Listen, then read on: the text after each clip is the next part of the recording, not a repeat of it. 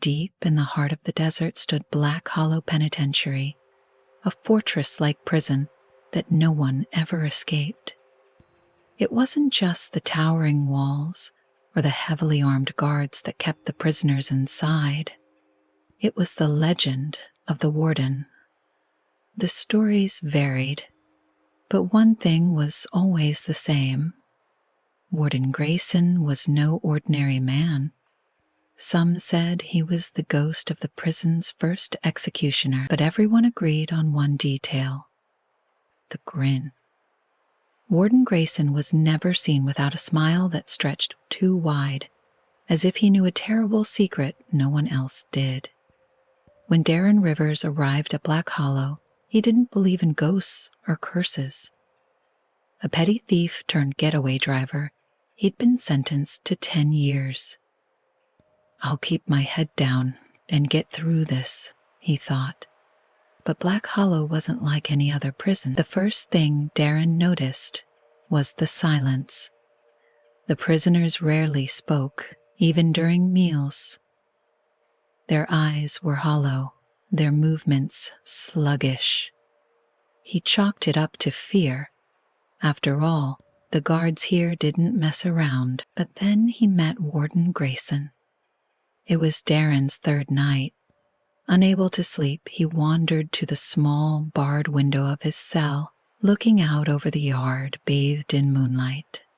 That's when he saw him, the warden, standing in the middle of the yard, staring up at the cell block. Even from a distance, Darren could see the grin. The warden's head tilted slightly, and though Darren couldn't hear him, he felt the words in his mind. "I see you." Darren stumbled back, his heart pounding. When he looked again, the yard was empty. The next morning, he told his cellmate, an older man named Reggie, about what he'd seen. Reggie's face went pale. "Don't talk about the warden," he hissed. "Why not?" Darren asked. "Because he'll hear you," Reggie replied. "And if he comes for you, no one can help you." Darren tried to dismiss it, but the feeling of being watched stayed with him. Actually, every time he passed the warden's office or caught sight of the man in the halls, that grin sent chills down his spine. As the weeks went on, Darren began to notice strange things. Inmates would disappear, their cells emptied overnight. The guards would act as if they'd never existed. "Where's Jenkins?" Darren asked one morning at breakfast, noticing an empty seat. "Who's Jenkins?" another inmate muttered. But Darren knew Jenkins. A wiry man with a sharp laugh.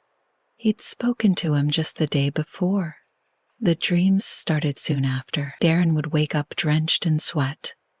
The image of Warden Grayson's face burned into his mind.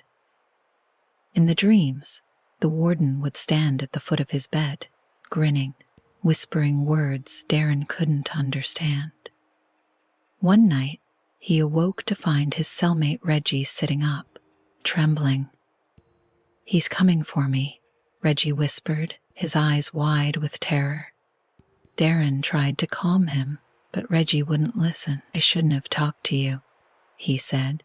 "He knows." That was the last night Darren saw Reggie. By morning, the older man was gone. When Darren asked the guards, they shrugged.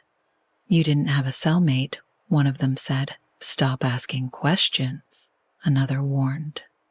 Desperation set in. Darren began to feel like he was losing his mind. The warden's grin haunted him everywhere he went, in the reflective surface of his food tray, in the shadows of the yard, even in the faces of the other prisoners.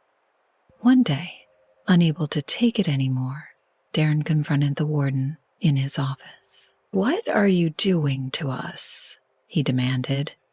"Where are the people going?" The warden's grin widened. He leaned back in his chair, his eyes gleaming like polished stones.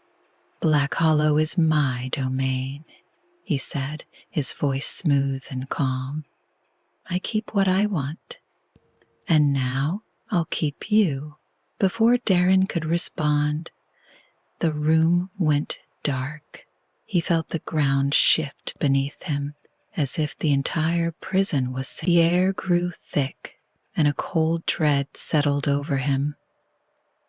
When the lights returned, Darren was no longer in the office.